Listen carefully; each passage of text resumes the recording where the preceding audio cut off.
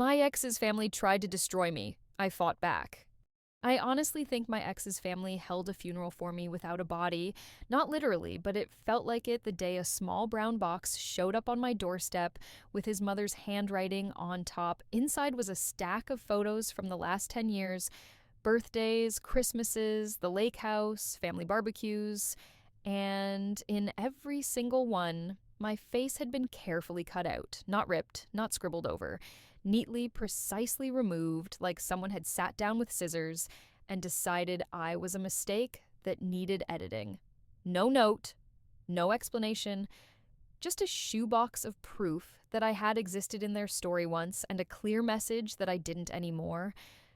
That was the moment I realized they weren't just angry we broke up, they were trying to erase me. I met Noah when we were 15. He was the kid in chemistry who never brought a pen, but somehow always had gum. He walked me home a few times, we became best friends, he kissed me behind the gym one afternoon, and we basically never looked back. But I didn't just fall for Noah, I fell for his family. My parents were distant. We lived in a quiet house where dinner was eaten in front of the TV and conversations were mostly about school, chores, or what I was doing wrong. The first time I went to Noah's place, his mom shouted from the kitchen, "Shoes off, wash your hands, you're staying for dinner." His dad slapped a soda into my hand and asked about my day like it actually mattered. His little sister Emma followed me around, asking if I liked her nail polish. His older brother Liam forced me into a Mario Kart tournament and called me rookie even after I destroyed him. Within a year, I had a regular spot at their table. By 17, there was a Christmas stocking with my name on it hanging with theirs. His mom would hug me from behind, kiss my cheek, and say, "My girl is here."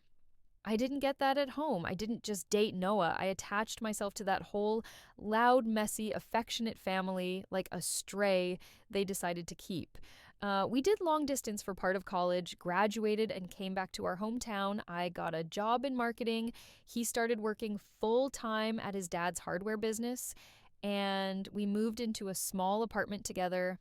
Everyone treated it like a matter of time before we got married. His aunts would wink and ask about rings. His mom would casually say things like, "Well, when you two give me grandkids," and look at me like it was a promise. Then one weekend at the lake house, Noah led me down to the dock at sunset, acting all weird and fidgety. He got on one knee, pulled out a ring, and asked. I ugly cried.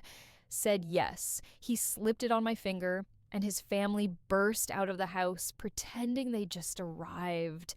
There was champagne, photos, his mom wiping tears and saying, You're really one of us now." For about 5 minutes, it was perfect. Then she cleared her throat, tapped her glass, and said, "Okay, lovebirds, now we should talk about logistics." I thought she meant the wedding. She meant a prenup. The next Sunday, she handed me an envelope at dinner. "We had our lawyer draft something simple," she said. I opened it and felt my stomach drop. 50 pages. Not a basic protect the business agreement. A full-on, if this goes bad you get nothing contract. If we divorced, I walked away with no share of the house, no financial support, no recognition for raising kids or giving up my career if that happened. Everything was structured so it was technically family property, the house, the cars, savings tied to the business. Oh, and if he cheated, it didn't change a thing. I flipped through, hands shaking. "Noah, did you read this?"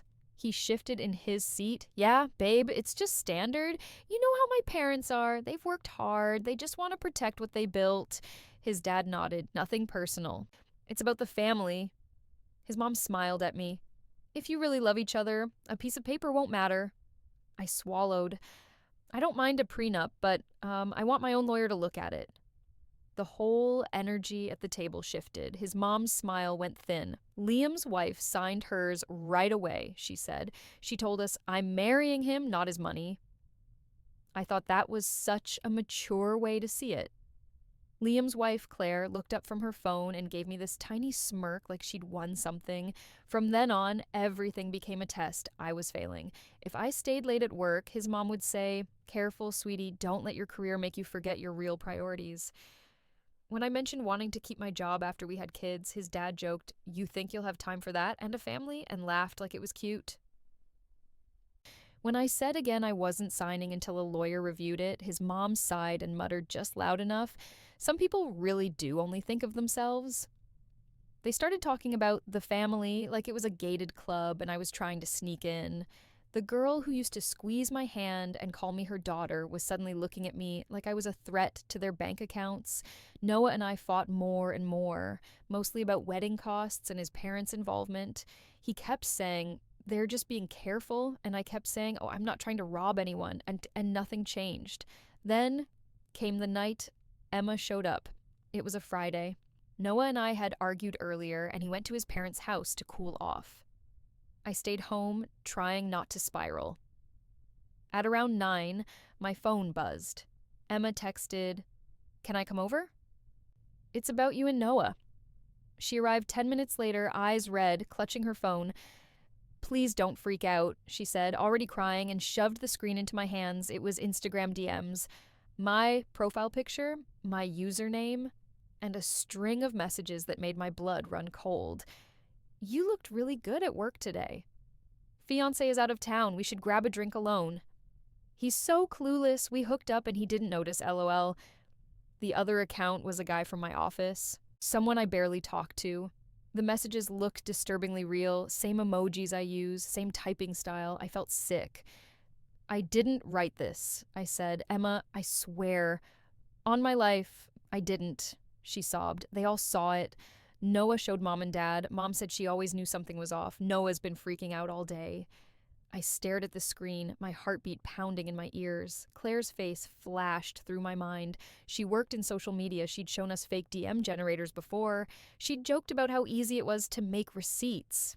I told Emma I thought the messages were fake.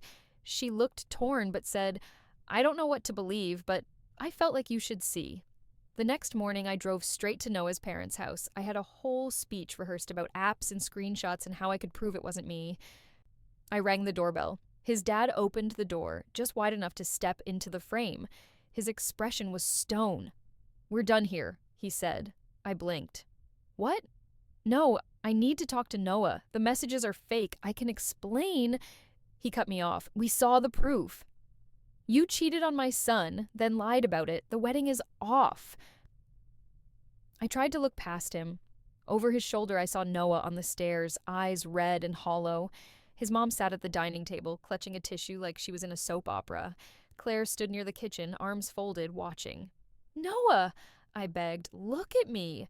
Do you actually believe I'd do this to you?" He finally met my eyes. "I don't know what to believe anymore," he said, voice shaking. "I can't marry someone I can't trust." His mom burst into fresh sobs. His dad shoved an envelope at me. "That's your share of the deposits. We're being generous. Please don't come here again." And then he closed the door. Just like that, no chance to show my phone, no suggestion of checking IPs or accounts or anything. 10 years together, and that was all I got. The next week, I got kicked out of the family group chat. His mom unfriended me. Aunts who used to message me holiday recipes quietly disappeared. Noah texted once, "I'll get my stuff while you're at work. Please don't be home." I moved into a cheaper apartment with a stranger off Facebook, cried in the shower so she wouldn't hear, and tried to keep functioning. Then the shoebox came. No return name, just their address. I opened it on the floor, pictures spilled out, me at the lake with Emma on my back, me sitting between Noah and Liam at Christmas, me blowing out candles while his mom laughed behind me. In every single one, my body was there, but where my face should have been, there was just empty space. Someone had gone through, photo by photo, and erased me. I sat there for a long time staring at that pile and thought, okay, message received. I'm dead to you. 3 years passed. I built something that looked like a life. I got promoted. I made real friends. I adopted a fat orange cat named Biscuit who believes my chest is his personal mattress. I didn't talk about Noah. I didn't look him up. I pretended the hole in my history was just part of me now. Then one day at work, my coworker walked up while I was putting my lunch away and said, "Hey, didn't you used to date a guy named Noah? Last name." My heart did that ugly drop. "Yeah, why?" She unlocked her phone. I think his sister just posted something about you." On her screen was Emma's Facebook page. The first line of her post read, "I need to confess something I did that hurt someone who didn't deserve it." I scrolled with shaking fingers. She admitted she'd felt overshadowed by me, jealous of how much her mom loved me. She wrote that her mother kept saying things like, if this girl doesn't sign, she could destroy everything we've built. She said she went to Claire, and together they used an app to fake those DMs using my photo and handle. They showed Noah and his parents pretending to be devastated. She wrote, I thought it would scare her into signing. Instead, it blew up their relationship. She never cheated. She never lied. I did. She apologized to me by name. Hundreds of comments, people tagging Noah, people dragging Claire, people saying, you need to make this right. My phone buzzed in my pocket. Unknown number. It's Noah. Can we talk? 4 days later, he showed up at my door, a little older, a lot more tired, but definitely him. If you tell me to leave, I will, he said. I just needed to say this to your face.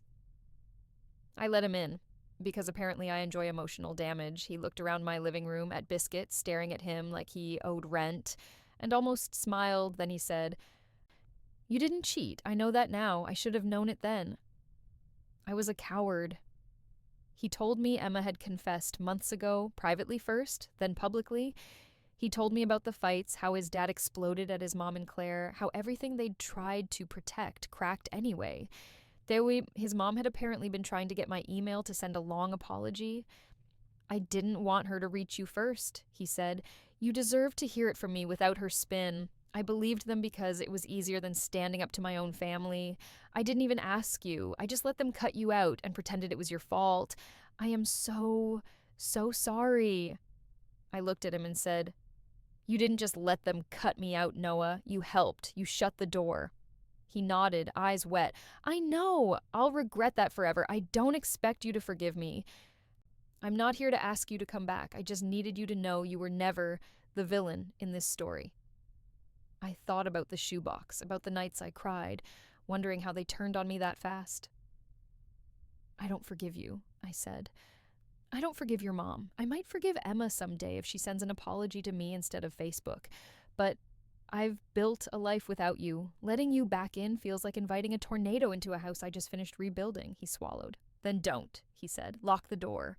Throw away the key. If that's what you want, I'll make sure my family never contacts you again. He paused at the door, hand on the knob.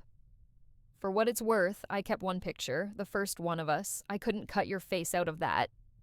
I snorted. And congratulations on meeting the absolute minimum for being a human.